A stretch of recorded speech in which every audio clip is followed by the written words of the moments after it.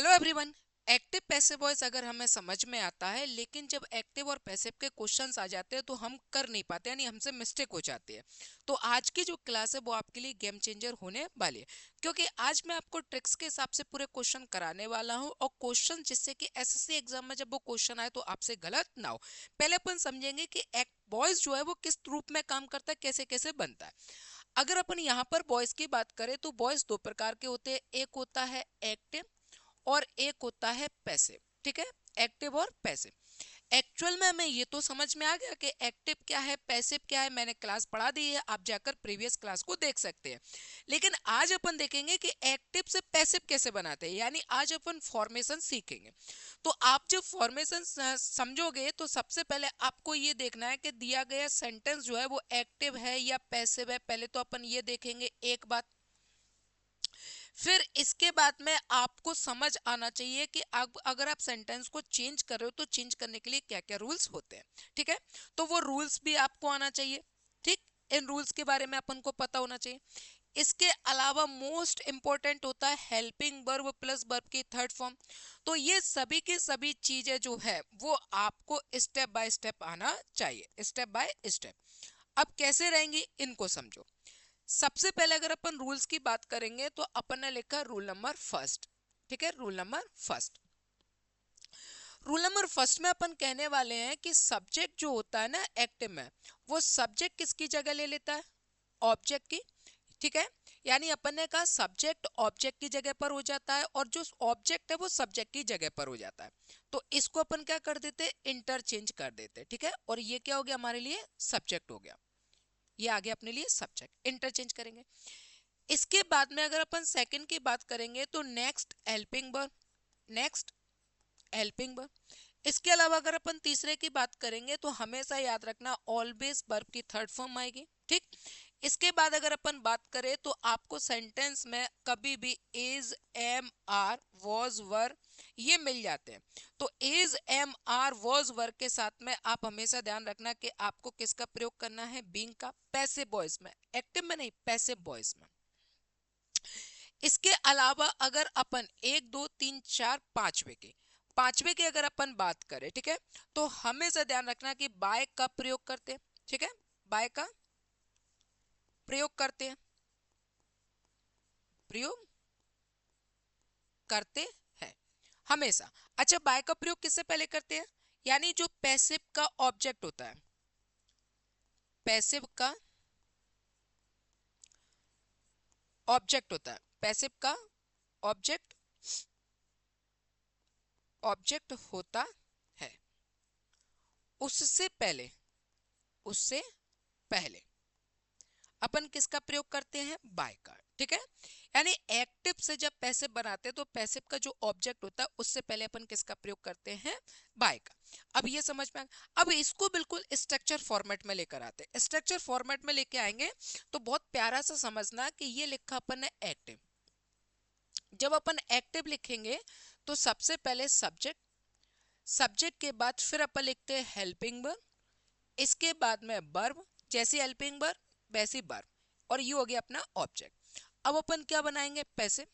तो जब अपन पैसिव बनाते हैं ना तो पैसिव बनाते समय सब्जेक्ट को ऑब्जेक्ट, ऑब्जेक्ट को सब्जेक्ट, यानी ऑब्जेक्ट कहाँ जाएगा, पहले आ जाता है, और जो सब्जेक्ट होता है वो कहाँ चला जाता है, लास्ट में चला जाता है। ये हो गया सब्जेक्ट। फिर इसके बाद में अपन लिखते हैं हेल्पिंग वर्ब, और ये मैंने ब्रैकेट में लिखा बीइंग। आवश्यकता पड़े तो बीइंग का यूज करते हैं, आवश्यकता नहीं पड़े तो नहीं करते। अब आवश्यकता पड़ेगी कब, इस बात को समझे। अगर एक्टिव का टेंस खुद इज एम आर में दिया हो या वॉज वर में दिया तो पैसिव इज एम आर में ही बनेगा, वॉज वर में ही बनेगा, तब साथ में अपन किसका प्रयोग करते हैं, बीइंग का, इसीलिए मैंने इसको ब्रैकेट में रखा। फिर इसके बाद में अपन लिखेंगे वर्ब की थर्ड फॉर्म, ये लिखा अपन ने यहाँ पर वर्ब की थर्ड फॉर्म, और वर्ब के थर्ड फॉर्म के बाद ये लिखा अपन ने बाय, और बाय के बाद ये हो गया सब्जेक्ट। एक्चुअल में ये जो सब्जेक्ट है ना, ये दरअसल होता क्या है, ऑब्जेक्ट होता है, रियल होता है। ठीक है, रियल यही है। और ये जो होता है ना, ये ऑब्जेक्ट, ये वास्तव में देखा जाए तो ये वास्तव में क्या होता है, सब्जेक्ट होता है, सब्जेक्ट होता है, यानी इसको अपन क्या कहेंगे, रियल। अब ये क्या बात है, बस यहीं पर 90% जो स्टूडेंट्स है फंसता है। 90% स्टूडेंट्स को क्या लगता है कि यार हमें स्ट्रक्चर आ गया, लेकिन कंफ्यूजन क्या है एक्चुअल में, क्या स्ट्रक्चर आप कहीं से भी पढ़ लोगे, स्ट्रक्चर आप कितने भी पढ़ लोगे, और अभी तक पढ़ते भी आ रहे हैं, इसमें कोई बुरी बात नहीं है, पढ़ते भी आ रहे हैं, लेकिन जहां फंसते हैं वो चीजें हम नजरअंदाज करके चल जाते हैं, और फिर वो बाद में हमारे लिए बहुत बड़ी हो जाती है, जिससे हमारा पूरा टॉपिक बिगड़ जाता है, और फिर टॉपिक बिगड़ता है तो पूरी इंग्लिश खराब हो जाती है। इस बात को अच्छे से समझना। मोस्टली क्या होता है कि जब अपन कहते हैं सब्जेक्ट को ऑब्जेक्ट और ऑब्जेक्ट को सब्जेक्ट रखते हैं, भाई सब्जेक्ट यहाँ है तो सब्जेक्ट यहाँ आ गया, ऑब्जेक्ट यहाँ है तो ऑब्जेक्ट यहाँ आ गया। फिर मैंने लिखा कि जो ऑब्जेक्ट बनेगा वो सब्जेक्ट है और जो सब्जेक्ट होगा वो ऑब्जेक्ट है, फिर मैंने कहा ये रियल है। अब ये होगा क्या, 99.9% स्टूडेंट्स यहीं फंसेगा, वो चेंज कर लेगा, इसको भी कर लेगा, इसको भी कर लेगा, लेकिन उसके दिमाग में कहीं ना कहीं क्लू रह जाता है। कहते हैं ना कि 1 किलो अगर दूध हो, उसमें अगर अपन एक नींबू की छोटी सी बूंद भी निचोड़ दे तो दूध फट जाएगा। तो कहने का मतलब क्या है कि जब छोटी सी बूंद से पूरा दूध फट सकता है तो उसमें पूरा नींबू निचोड़ने की जरूरत नहीं है। वैसे ही ये बूंद का काम करेगा। होगा क्या, बात समझना, सब्जेक्ट तो ये होता है और ऑब्जेक्ट ये होता है। एक्चुअल में जो एक्टिव का सब्जेक्ट होता है वो पैसिव का ऑब्जेक्ट बनता है, और जो एक्टिव का ऑब्जेक्ट होता है वो पैसिव का यहां आकर सब्जेक्ट बनता है। पर क्या स्ट्रक्चर में अगर मैं इसको यहां सब्जेक्ट लिखूंगा तो फिर ये ऊपर नीचे मैच कर जाएंगे, इसीलिए इसको ऐसे पर लेकर चलते कि सब्जेक्ट को ऑब्जेक्ट की जगह और ऑब्जेक्ट को सब्जेक्ट की जगह, यानी नाम तो वही रखेंगे, सब्जेक्ट को ऑब्जेक्ट की जगह, यानी प्लेस के स्थान पर, यानी प्लेस की फॉर्मेलिटी के लिए, कि सब्जेक्ट को ऑब्जेक्ट की जगह और ऑब्जेक्ट को सब्जेक्ट की जगह। ठीक है, ये प्लेस के नाम के लिए लिया जाता है, पर असल में ये होता नहीं है। अगर ये सब्जेक्ट है तो यहां जाकर ये ऑब्जेक्ट बन जाएगा, और यहां अगर ऑब्जेक्ट है तो यहां पर आकर क्या बन जाएगा, सब्जेक्ट बन जाएगा। इसको कैसे समझेंगे, इसको देखो। जैसे मैंने यहां पर लिखा सब्जेक्ट, ये लिखा अपन ने सब्जेक्ट, और फिर इसके बाद ये लिखा ऑब्जेक्ट। अगर यहां पर लिखा आई तो ऑब्जेक्ट हो गया मी, वी का अस, यू का यू, दे का देम, ये लिखा ही का हिम, और इसके बाद अपन ने लिखा सी का ये लिखा अपन ने हर, और यहाँ पर एक चीज और बढ़ा देंगे अपन, ये लिखा अपन ने नेम, तो नेम का यहाँ पर क्या रहता है, नेम रहता है। ठीक है, इस बात को समझना। अब मान लीजिए कि मैंने यहाँ पर सब्जेक्ट दिया आई, तो यहाँ पर आकर ये क्या बन जाएगा, मी, और अगर यहाँ पर लिखा हुआ है मी तो यहाँ पर क्या बन जाएगा, आई। समझे बात को। अगर यहाँ पर दिया है आपको वी तो यहाँ पर क्या बन जाएगा, अस, और अगर यहाँ पर दिया अस तो यहाँ पर क्या बन जाएगा, वी। ऐसे रहता। मान लीजिए कि आपको यहाँ पर दे दिया ही और यहाँ पर दे दिया द, और ये लिख दिया डोर, तो ये जो ऑब्जेक्ट है वो यहाँ पर आ जाएगा, ये लिखा अपन ने द, और इसके बाद ये लिखा डोर, और ही जो लिखा है वो ही का क्या हो जाएगा, हिम हो जाएगा। ये हो गया ही का हिम। ऐसे चलता है। तो ये नाम से लिखा जाता है, बस यही कंफ्यूजन पैदा हो जाती है कि यार सब्जेक्ट ऑब्जेक्ट कैसे चेंज होगा। असल में वो प्लेस की वजह से नाम सेम लेना पड़ता है, लेकिन वो होता नहीं है।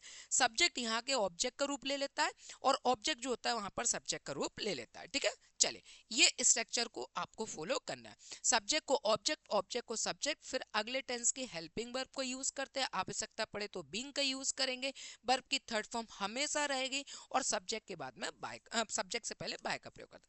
अब आपको एक चीज समझना, आजकल जो एग्जाम है 90% तक बाय का यूज नहीं हो रहा है।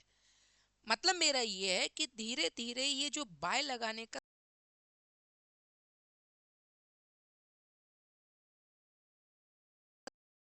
इतना यूज अब नहीं हो पाता है। तो ये चीज को ध्यान रखना, ये मानकर चलना कि मेरे तरफ से आपको दिया हुआ एक गिफ्ट है जो आपकी सोच को पैदा करेगा, जो आपको समझ आ जाएगा कि भाई मैं कहना क्या चाहता हूँ। क्या होता है, रटने से किसी चीज का सॉल्यूशन नहीं निकलता। आप रटोगे उससे कुछ नहीं होगा, उस चीज को समझना सीखो। ठीक है, तो 90% बाय का यूज होता ही, बात सही है, होता था, लेकिन अब क्या है, जैसे जैसे ट्रेंड बदलता है, समय बदलता है, और एग्जाम टफ की तरफ जाता है, लेवल हाई की तरफ जाता है, तो चीजें फिर क्या उसी में चेंज होने लगते हैं। अब ये क्या है, सबको मालूम चल गया तो थोड़ा अवॉइड करने लगा है, तो बाय पे फोकस मत रहे। इसका सबसे जो स्ट्रॉन्ग पॉइंट है, सबसे स्ट्रॉन्ग पॉइंट, सबसे ज्यादा, अगर अपन सबसे ज्यादा स्ट्रॉन्ग पॉइंट की बात करें तो पैसिव वॉइस सबसे ज्यादा ध्यान रखना, हेल्पिंग वर्ब प्लस वर्ब की थर्ड फॉर्म 100% वर्क करेगा, 101% वर्क करेगा। यही इसकी एकमात्र होप है आजीवन के लिए। आजीवन के लिए पैसिव वॉइस के एकमात्र होप है कि आपको हेल्पिंग वर्ब प्लस वर्ब की थर्ड फॉर्म पर ध्यान देना, आपको बाय पर उतना ध्यान नहीं देना, क्योंकि समय के हिसाब से ये चीज चेंज होने लगे। अब आते हैं अपन क्वेश्चन पर। जैसे क्वेश्चन लिखा है, ये लिखा राजेश, ठीक है, राइट्स ए, और ये लिखा letter, Rajesh writes a letter. तो राजेश अपने लिए किसका काम करेगा, सब्जेक्ट का। राइट्स क्या हो जाएगा, वर्ब की फर्स्ट फॉर्म प्लस एस या ईएस। ए लेटर क्या हो जाएगा हमारे लिए, ऑब्जेक्ट। लेटर क्या हो जाएगा, ऑब्जेक्ट। मैंने क्या बताया, सब्जेक्ट को ऑब्जेक्ट, ऑब्जेक्ट को सब्जेक्ट। लेटर को आप इधर लेकर आइए, तो ये लिखा अपन ने ए और ये लिखा अपन ने लेटर, ठीक। राजेश इस तरफ जाएगा तो ये लिखा अपन ने राजेश, ठीक है। अब यहां देखेंगे कि ये वर्ब की फर्स्ट फॉर्म ऐसा ही ऐसा है, तो हमेशा ध्यान रखना, अगर आपको एक्टिव जो है अगर वो आपको वर्ब की फर्स्ट फॉर्म प्लस ऐसा ही एस में मिले तो पैसिव बनेगा इज एम आर। अब ये कैसे आएगा, इसको अपन अगली क्लास में टेंस को बहुत अच्छे से समझेंगे। मेरा मतलब है कि स्टेप बाय स्टेप एक एक चीज को आपको लेके चलता चलो, ठीक है। तो अ लेटर है, लेटर के हिसाब से यहाँ पर क्या आ जाएगा, इज। ये इज एम आर में नहीं है ना, इसलिए यहाँ पर बीइंग का यूज नहीं करेंगे, आगे बढ़ जाएंगे। कैसे क्या होगा ये भी चीज मैं आपको बाद में बता दूंगा। वर्ब की थर्ड फॉर्म का प्रयोग करोगे तो राइट्स का क्या हो जाएगा, रिटर्न। और ये हमारे लिए किसका काम कर रहा है, ऑब्जेक्ट का। और ये ऑब्जेक्ट का काम कर रहा है, तो इससे पहले आप किसका प्रयोग करोगे, बाय का। ये हो गया आपका आंसर, ठीक है। चलिए अगला क्वेश्चन, जैसे मैंने लिखा दे और ये मैंने लिखा है, ठीक है। दे है रिपेयर्ड और ये लिखा द मशीन। अब आपने करना क्या है, सबसे पहले आपने देखा कि दे आपके लिए क्या हो गया, सब्जेक्ट। हैव क्या हो गई, हेल्पिंग वर्ब। रिपर्ड क्या है, वर्ब की थर्ड फॉर्म। और द मशीन क्या हो गया, object. Rule number first, subject को ऑब्जेक्ट और ऑब्जेक्ट को सब्जेक्ट। सब्जेक्ट हमारे लिए मशीन पहले आ जाएगा, तो ये लिखा अपन ने मशीन। हैज का क्या, हैज और ऐप का क्या हो जाएगा, हैज बीन, ठीक है। थर्ड फॉर्म हमें ऑलरेडी चाहिए, तो ये हो गया रिपेयर्ड। और इसके बाद बाय, और यहाँ पर जो दे लिखा था तो दे का क्या हो जाएगा, देम, ठीक। देखा क्या हो जाएगा, देम। इसके बाद अपन अगले क्वेश्चन की बात करें तो अगला क्वेश्चन लिखा है सिमरन और ये लिखा ओपनड द डोर। सबसे पहले सिमरन हमारे लिए क्या हो जाएगा, सब्जेक्ट। ओपनड क्या है, वर्ब की सेकंड फॉर्म। द डोर क्या है, ऑब्जेक्ट। इसको उधर लेकर आओ, तो ये लिखा अपन ने द डोर। और वर्ब की सेकंड फॉर्म वॉज वर्ब में जाएगा, तो वॉज। थर्ड फॉर्म हो जाएगा ओपनड, ठीक। और इसके बाद ये लिखा बाय, और बाय के बाद ये लिखा नाम का नाम, सिमरन का सिमरन, ठीक। अब इसके बाद मान के चलिए कि अपन ने अगला क्वेश्चन लिखा इज शी बिल, और ये लिखा सी बिल कुक या सी बिल ओपन द गेट, ये लिख दिया अपन। तो आप क्या करोगे, द गेट को कहां लेकर आओगे, पहले। तो ये लिखा अपन ने द गेट। बिल का क्या हो जाएगा, बिल बी। और ओपन का थर्ड फॉर्म क्या हो जाएगा, ओपनड बाय। सी का क्या होगा, हर। ये लिख दिया अपन ने सी का हर। इस तरीके से सेंटेंस एक्टिव से पैसिव चेंज होगा। यानी कुल मिलाकर आपको रूल्स पर ध्यान देना है, ठीक है। रूल्स जितना ज्यादा तगड़ा होगा उतना ज्यादा आप पैसिव वॉइस तक पहुंच पाओगे, ठीक है ना। अब देखिए इसके बाद अगला क्वेश्चन, अगला क्वेश्चन आप लोग कमेंट बॉक्स में बताएंगे कि इसका सही पैसिव वॉइस क्या होगा। जैसे मैंने यहां पर लिखा, कौन से बना दूं, वी, ठीक है। वी आर, और ये लिखा मैंने परचेज, ठीक है। ये लिखा अपन ने we are buying a car, ये मैंने लिख दिया, ठीक।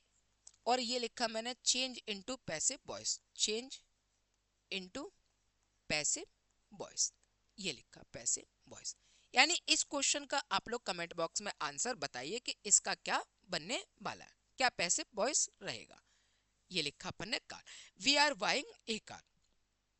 तो सेंटेंस समझने के बाद में सेंटेंस करना भी अपन को बहुत अच्छे से आना चाहिए। आई होप कि आपको आज की क्लास बहुत अच्छे से समझ में आई होगी, आपकी आज की क्लास हेल्पफुल रही होगी। अगर वीडियो किसी भी तरीके से आपके लिए हेल्पफुल है तो आप लोग कमेंट करिए, कोई भी डाउट हो तो भी कमेंट करिए, लाइक करिए और एसएससी एस्पिरेंट्स के साथ में शेयर किए। और एसएससी में अच्छे तरीके से कवर करने के लिए, क्योंकि मैं विशेषकर हिंदी मीडियम के स्टूडेंट्स को टारगेट करना चाहता हूँ। हिंदी मीडियम स्टूडेंट्स ऐसे बेचारे बच्चे जिनका बैकग्राउंड बिल्कुल ये मान के चलिए ग्रामीण रहा है, ठीक है, जिनको इंग्लिश समझ में नहीं आती है, गवर्नमेंट स्कूल से पढ़े हैं तो भी नहीं आती है, तो ऐसे बच्चे घबराने, आप एक एक स्टेप को फॉलो करोगे तो धीरे धीरे करके आने लगेगा सारी चीजें। कोई बात नहीं बेटा, मैं भी हिंदी मीडियम का स्टूडेंट हूँ और हिंदी मीडियम के स्टूडेंट्स होने के बाद मैंने अपनी इंग्लिश को अच्छा किया और गवर्नमेंट पढ़ा हुआ हूँ मैं स्टार्टिंग से। मेरी पूरी एजुकेशन गवर्नमेंट स्कूल से, और गवर्नमेंट स्कूलों में क्या इंग्लिश सिखाई जाती है ये आप भी अच्छे से जानते हो। इसीलिए मैं जाना फोकस करना चाहता हूँ हिंदी मीडियम के बच्चे। हिंदी मीडियम के बच्चे बिल्कुल स्वतंत्र हैं, अच्छे से पढ़े और ज्यादा से ज्यादा हिंदी मीडियम के स्टूडेंट्स तक शेयर भी करें, ठीक है ना। और वीडियो जो है वो पूरी प्लेलिस्ट बनी हुई है, आप उसमें भी वॉच कर सकते हैं, सारे टॉपिक कंप्लीट होते जा रहे हैं जो कि आपके लिए बिल्कुल परफेक्ट है। और किसी भी तरीके से अगर कहीं पर भी डाउट है तो आप कमेंट करिए, आपको बिल्कुल उसका सॉल्यूशन भी मिलेगा। इसी तरीके से आप प्यार मोहब्बत देते रहिए, बांटते रहिए और सहयोग करते रहिए। नमस्कार, जय हिंद।